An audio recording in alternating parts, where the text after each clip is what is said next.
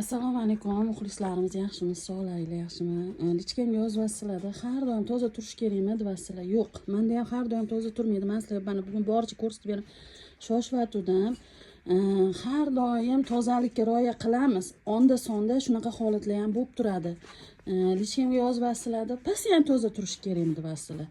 Mana boricha bizada zaxirada idishlarimiz bo'ladi, olib qo'yamiz. Hozir ventilyatsiyani o'chirdim. Ventilyatsiya shart. Keyin quyoningiz tug'dimi, nima bo'ldi deyapsizlar. Mana tug'di, yashigiga qo'yib qo'ydim. Ya'ni 2-3 kun mana poholi turib tursin, keyin olib tashlaymiz. Chunki bu agressivniydan bolasini emizyapti, ko'rdinglar. Keyin quyon bolachalari narxi har xil. Qimmati ham bor, arzoni ham bor. Harakat qilamiz hamma narsa. Keyin bitta narsada qarang, mana shu quyonxonada bittasi yozibdilar. Endi faqat unaqa qilmadim, uyaltirmadim. Anaqa ofislarda kofe bilan kutib olasizlarmi deyaptilar. Bu meni quyonxona ofisim, qandoq men uni kutib olaman. Mana studiyamiz. Kelgan klientlarga quyon bolachalarini mana shu yerga qo'yib beraman. Mana shudan tanlab olishadi. Mana haligindagi ahvol, kechasi tozalab chiqdim. Ko'p quyonlarimiz yungini olib tashladim. Keyin qaranglar, kofe ichaman deb, meniki oddiy ofis, mana boricha shu.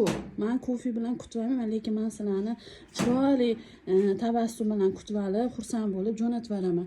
Ko'p videolarni ololmayapmiz. Mana hamma yog'imiz shu ahvol. Chunki ozgina o'zim ishlarim ko'payib ketdi, imtihon topshiraman xudo xolisa. O'shaning uchun mana xudo xolisa nasib qilsa, tez tozalab tashlashga harakat qilamiz. Lekin mana 6 kun bo'ldi. 6 kun ichida hid yo'q. To'g'ri tushuninglar. Bizada ventilyatsiya ishlab turadi. Mamyoqlarimizdan havola chiqib ketadi, ochiq. Quyonxonanglar sassiq emasmi? Borsak deydi. Bemalol kelaveringlar, ko'yna nozik, tabi nozik insonlarimizni ham biz chiroyli qilib kutib olamiz. Faqat iltimos, bizada kofe, Coca-Cola, Fantalar bo'lmaydi jonim bilan. Mana faqat chiroyli qilib mana shu quyon bolachalarimiz qo'yib beramiz. Bolachalaringlar bilan maza qilib har bitta quyonni tomosha qilib ketasizlar-da, olib ketaverasizlar. Men hozir yoyilib yotgan quyonxonamni ko'rsatdim. Xudo xohlasa toza qilsak, yana u yog'ini ham gaplashaveramiz. Kommentariyaga bemalol yozaveringlar, negativchilar ham, xohlovchilar yozaveringlar.